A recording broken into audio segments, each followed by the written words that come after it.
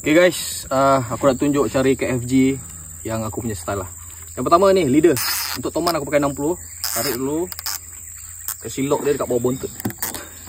Bagi tegang ni ya. Tak kisahlah lock kat kaki kat mana, bagi tegang. Ini kita punya main line. Bagi macam ni. Lepas tu gulung dekat jari kelingking 1, 2. Jari manis 1.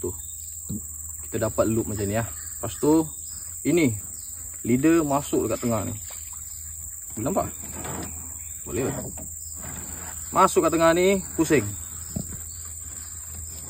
Bawah, atas, bawah, atas, bawah, atas.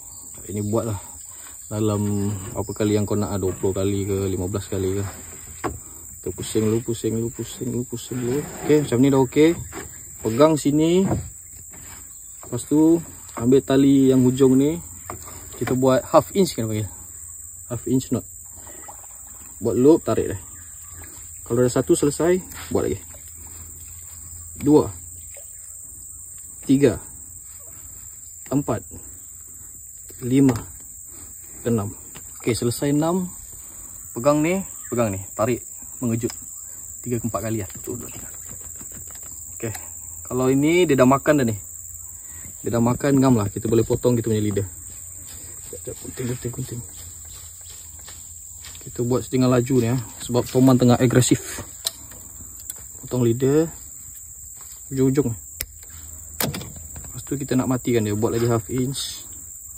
1 2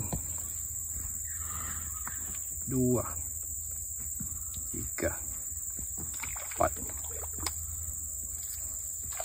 5 2 3 4. Ni last. Okey, jadi sudah. Okey, solid. Potong lebihan tali ni. Okey, boleh tengok FG yang cepat dan kemas.